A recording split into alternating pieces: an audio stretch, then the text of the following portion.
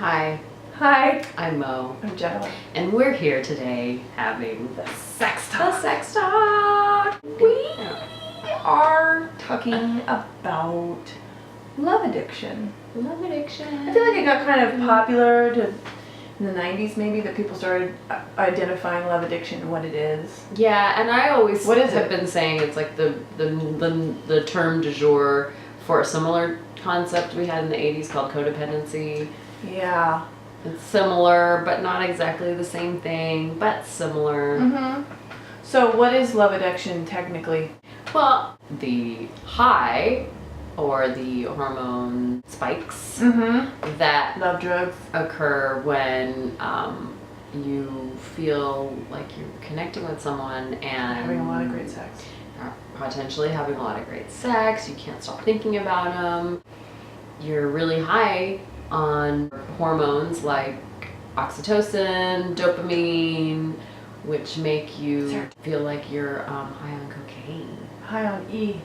I think it's more like high on MDMA myself. Molly, they call it Molly these days. The kids call it Molly. I feel like it's more like Molly than Coke. Maybe Molly and Coke mixed together or something. I don't know. I feel like when I was a youngster, when I was trying to figure out who I was and what I was doing and had no fucking clue, I feel like I was kind of a love addict. I would just be with one chick for 6 weeks and then dump her and be with another one and dump her, and or she'd dump me. But there was just a succession of extremely intense connections with people, and we moved very fast, and I moved in with people, they moved in with me, and then I would soon enough be like, ugh, I don't even like you anymore, and then meet someone new. So the hormones would wear off and you'd be like, oh.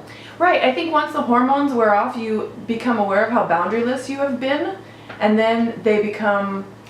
And it becomes difficult to actually start setting boundaries when certain patterns have already been made that Also, are like enmeshed and exactly, you and know, then like all over the because you place. haven't set boundaries, they're all up in your biznatch and Right. taking up space Right. in your personal space, Right. and you're not high anymore. So And all of a sudden you're like, whoa, whoa, whoa, Whoa. stay back. And guess what? They're gonna get offended, they're gonna get jealous, they're gonna get insecure, and they're gonna be like, why?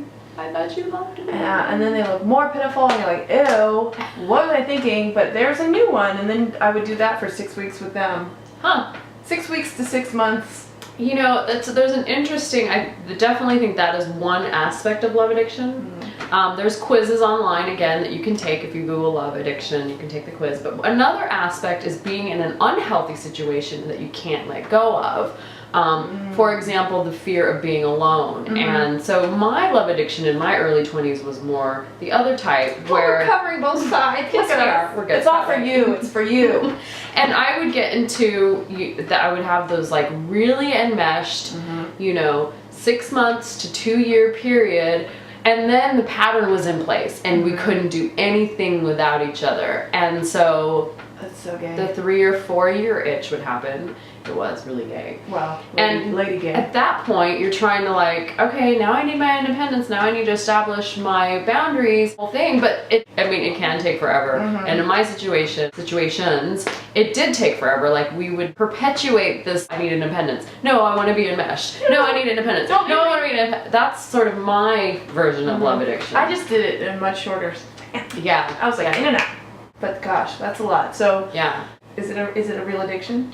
Is it a real addiction? It feels more like not having boundaries. Yeah. And That makes sense. And again, going with those really good feelings, because why not? I just need to go with it. It feels so great and I want to, and then not realizing that there's repercussions for doing that down the road. Yeah. And they're not so good. I mean, you can lose a friendship.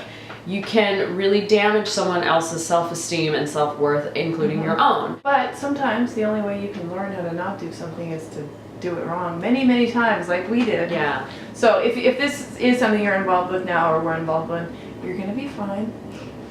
Just notice your patterns and try to set better boundaries and not maybe fall headfirst into something super fast. Right. Right. Get to know the person that you're hanging out with. Take your time. There's lots of time to fall madly, passionately in love, and it might be 5 years Real love, from now. not just like hormones. Not just hormone love. Yeah. Yeah. So that might be why I'm so like about people today. because I just want to take it super slow. Because you've experienced that, and the same with me. I'm in the same boat as you are, but we come from totally different angles. Because I know that I can lose myself really fast. Oh, yeah. Me And too. then I lose my independence, and that's not a healthy place for me. It's not a healthy place for anybody. Yeah. I feel like I've gone to the other side, and now I've kind of just been alone for a long time because maybe the pendulum is going to swing in the middle soon. It will. And then I'll because I did the like way too many people, way too fast. And now I've done that. I don't want to hang out with anybody. Everybody's a freak. Now I'll just be in the middle and find someone wonderful and have some healthy boundaries and a nice, healthy relationship. Yeah. Let's hope. I think that's what's going to happen. We have sexual freedom in this time, and with that we have to be a little bit more conscious and aware of where our boundaries are, because we have the tendency to run amok. Yeah. Like Lord of the Flies.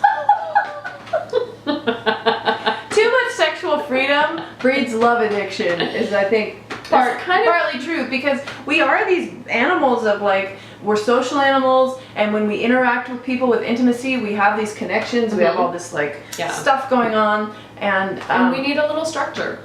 And structure and boundaries. And we got to create them ourselves in this time. Yeah. And there's no need to go overboard like some people do. Not us. But there's no need to go overboard. Let yourself go a little.